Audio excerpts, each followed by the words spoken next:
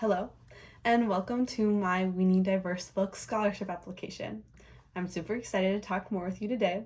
And to begin, I'm going to talk a little bit about me.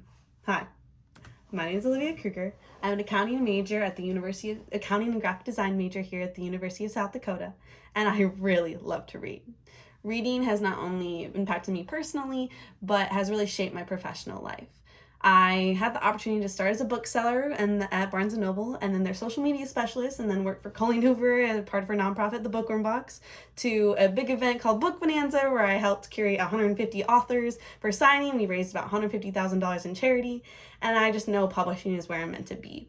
So I was ecstatic when I got the call from HarperCollins that they had chosen me as their finance intern for the summer. This is actually the picture I took right after I'd gotten the call. So to begin this application off, I will start with the first question. I encourage you to pause at any point during this presentation. I'm not going to read them off, for the use of time. But if I had the opportunity to sit down with the CEO, I would split the conversation up into 6 parts. To begin, culture is set from top down. So does the CEO understand its diversity, and not only the executive team, but the teams below him and the departments below them? And how are they encouraging and how are they doing that in the hiring process?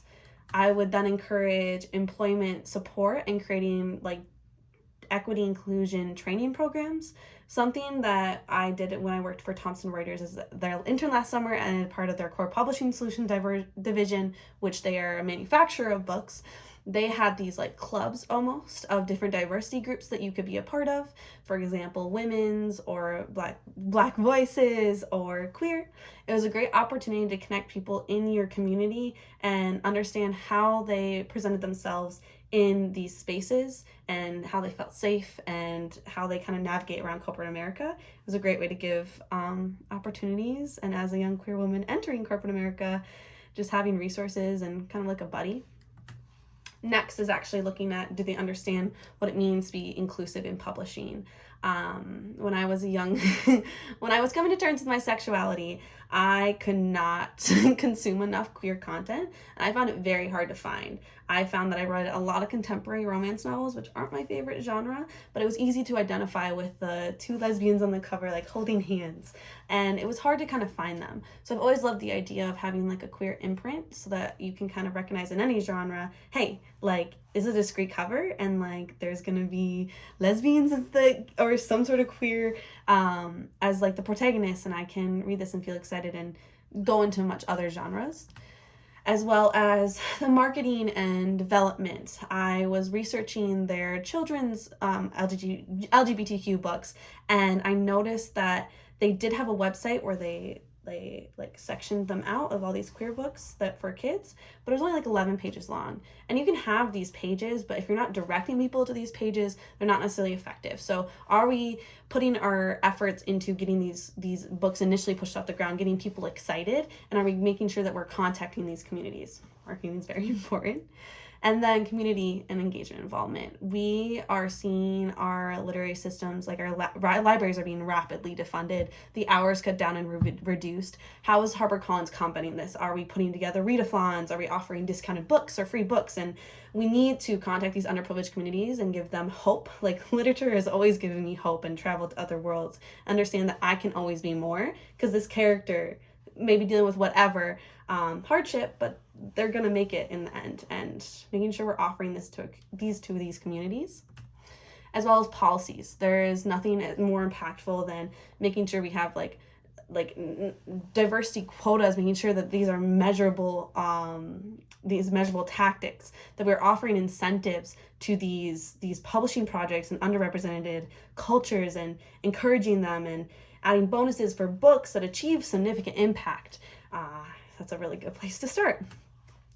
Next is, what was a time I spoke up on an issue that was important to me? And I had one that came to my mind right away. And that was when I was a bookseller for Barnes & Noble. I had noticed that we had these displays sometimes our displays felt performative.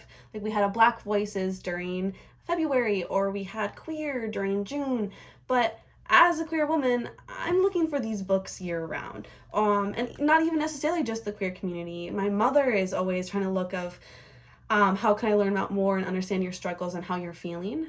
And so I approached my manager and I was like, I want to make a permanent bookshelf, or permanent cases. And so I had the opportunity to put together these 2 bays of Pride books. And then we also added a bay in collaboration with my Black coworker of Black voices, so that they're here year round. They were also in a very high trafficked area, and so there was a lot of visibility and seen.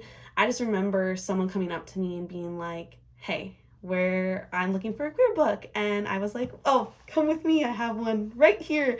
And I could show them the entire section and easily pull out. I learned a lot from this, including just like advocating for inclusivity is so important, that we're curating for intention, not only during specific months, but year round, making sure that we're collaborating with not only me as like a gay woman who's also talking to other communities, like my Black friend who needed Black voices as well. Like, it's not just, I can't just have me in mind, I have to have everyone in mind, and then understanding that this is a permanent commitment, not year round. So it's always at the forefront of my mind, and I'm excited to bring this into my next job this summer at HarperCollins, and I will be so grateful, hopefully, for this scholarship that will facilitate my move from South Dakota to New York. Vast change. And yeah, so thank you guys very much. I'm having so much fun with this, so I hope you are too. So let me figure this out.